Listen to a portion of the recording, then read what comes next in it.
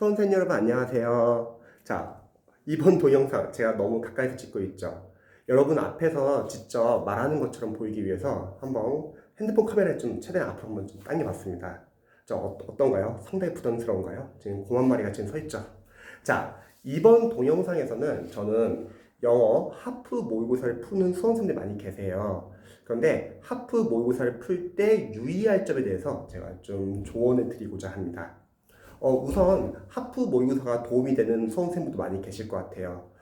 첫 번째는 아침에 일찍 일어나서 진짜 10문제 가볍게 풀어보는 수험생분들.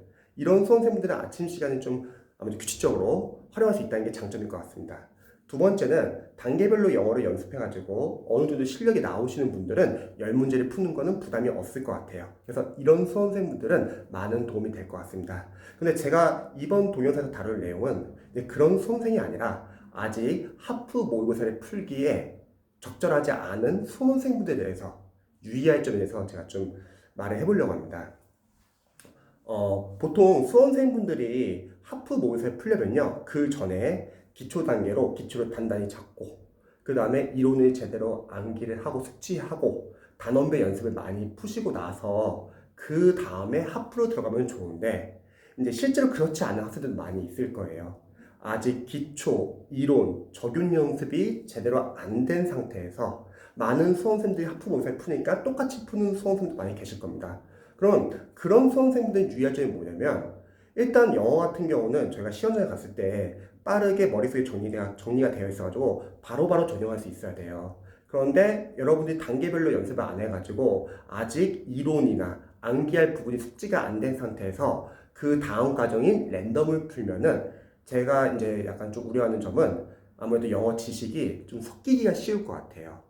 물론 이제 수험생분들 중에서는 하프 모의고사를 풀어서 나 점수가 많이 올랐다 이제 이렇게 말씀하시는 분들 많이 계실 거예요. 맞는 말이죠. 그런데 여기서 유의할 점은 꼭 하프 모의고사를 푼다고 해서 여러분 영어 점수가 오르는 건 아니고요. 어떠한 교재든 그 교재의 특징을 파악해가지고 그 교재를 자신의 실력을 만들면 당연히 영어는 자연스럽게 오르게 됩니다.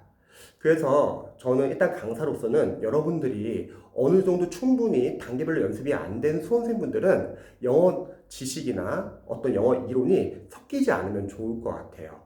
그리고 두 번째는 여러분들이 하프 모의고사를 풀기 전에 사실 우리가 숙지할 점은, 실제 우리 영어 시험은 20문제라는 겁니다. 10문제가 아니에요.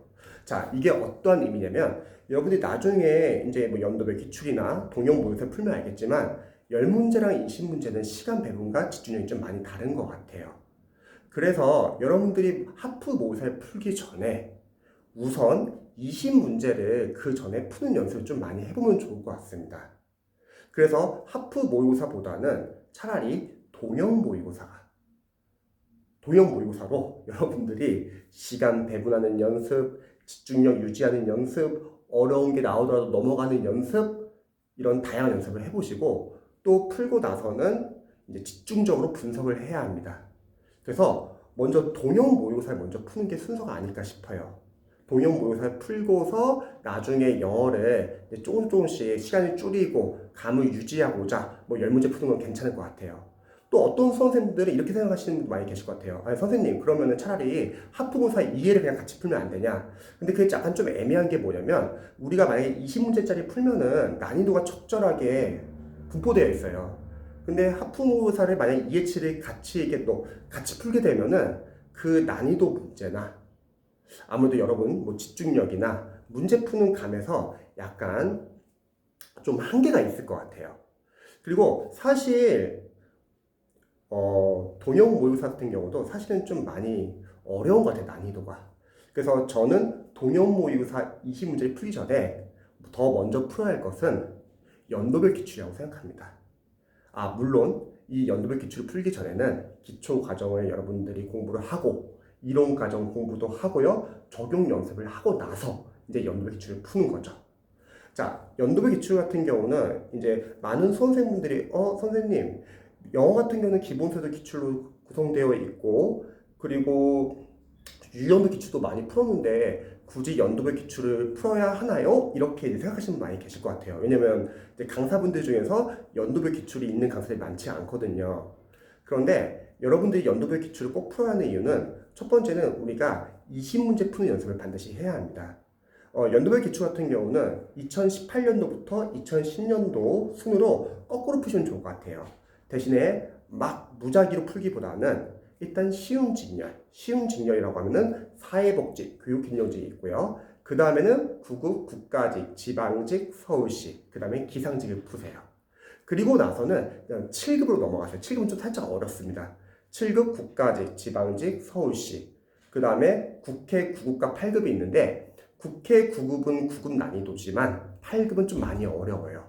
그리고 마지막으로 법원서기보는 거의 독해 유형입니다.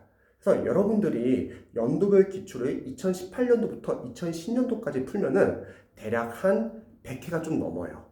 그럼 여러분들이 하루에 1시간 푼다 하더라도 3개월 이상이 걸린다는 거예요. 즉, 유형별 기출도 있지만 유형별 기출보다는 연도별 기출 양이 훨씬 더 많습니다. 그리고 우리는 연도별 기출로 여러분들이 20문제를 푸는 연습을 반드시 해야 돼요. 다시 한번 시간 배분하는 연습.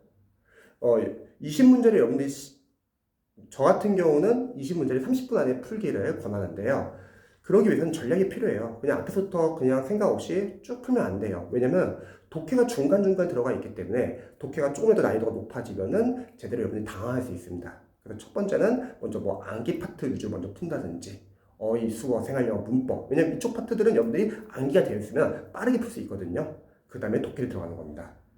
그리고 20문제를 풀면서도 아마 좀 난이도가 좀 정해져 있어요. 어떤 지문은 늘 항상 수험생들 많이 틀리는 오답률이 높은 지문들이 꼭 있습니다. 그래서 어려운 지문이 나오면 당하지 않고 여러분들이 그 안에서 해결하는 연습, 또 너무 어려우면 넘어가는 연습도 필요하고요. 그리고 집중력도 유지하는 연습이 상당히 중요합니다.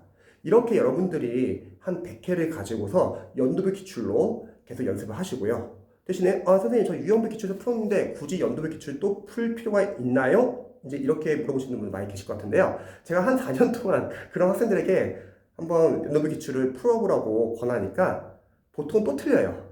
그리고 여러분들이 만약에 답을 안다고 하더라도 그 답을 안다고 해서 그 답을 체크하는 게 아니라 답을 모른다는 전제하에 답을 찾는 것도 상당히 중요해요. 답의 근거를 찾는 거죠. 그래서 연도별 기출을 풀고 나서 여러분들이 분석이 상당히 중요합니다. 제가 연도별 기출을 추천하는 이유는 영어는 계속 반복이 돼요. 어휘, 수어, 생활영어 보통 보기양에 나왔던 표현들이 계속 나오고 있습니다. 문법은요, 옆에다 출제 포인트 반드시 적어보세요. 그러면 나오는 출제 포인트가 정해져 있습니다. 그리고 독해 같은 경우는 당연히 똑같은 지문은 안 나오지만 여러분들이 유형별로 접근하는 연습, 그리고 풀고 나서 답의 근거 찾는 연습, 그 다음에 어려운 문장 구조 분석은 반드시 구조 분석을 해보세요. 그래야지 비슷한 구문이 나왔을 때, 시험장 갔을 때는 여러분들이 바로바로 해석을 할 수 있습니다. 근데 어려운 문장을 그냥 여러분 넘어간다.